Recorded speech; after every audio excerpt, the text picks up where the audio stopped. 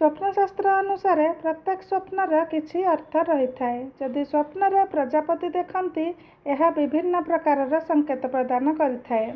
जदि स्वप्न प्रजापति उड़ुथिबार देखती यह व्यक्ति जीवन में सफलता प्राप्त होबार संकेत देइथाए।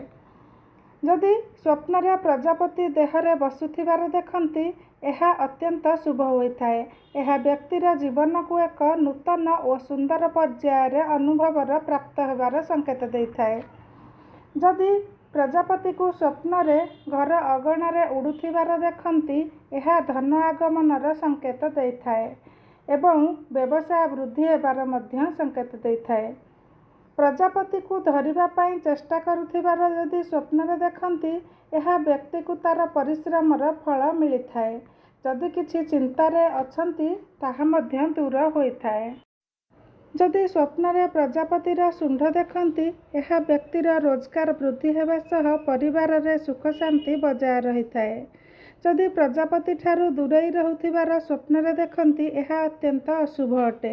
यह व्यक्ति जीवन में नकारात्मक शक्तिर प्रभाव रही एवं व्यक्ति ईश्वर ठारू दूर रही। जदि स्वप्न देखती प्रजापति हाथ में बसुथिबार यह व्यक्ति जीवन में व्यक्तिर आर्थिक स्थिति मजबूत होगा सह नूतन आयपंथा खोलिबार संकेत देइथाए। जदि स्वप्न रंग बेरंगर प्रजापति उड़ुथिबार देखती यह अत्यंत शुभ स्वप्न अटे। यार अर्थ व्यक्ति जीवन में भविष्य रहुथिबा चिंता दूर होगा सहित किछि शुभ समाचार मिलिबार संकेत देइथाए।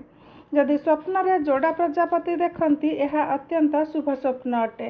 यह व्यक्तिर विवाह होबार संकेत प्रदान करने सह व्यक्तिर अधूरा स्वप्न पूरा होबार संकेत देइथाए। जदि स्वप्न मृत किंबा क्षताक्त प्रजापति देखती यह अत्यंत अशुभ अटे।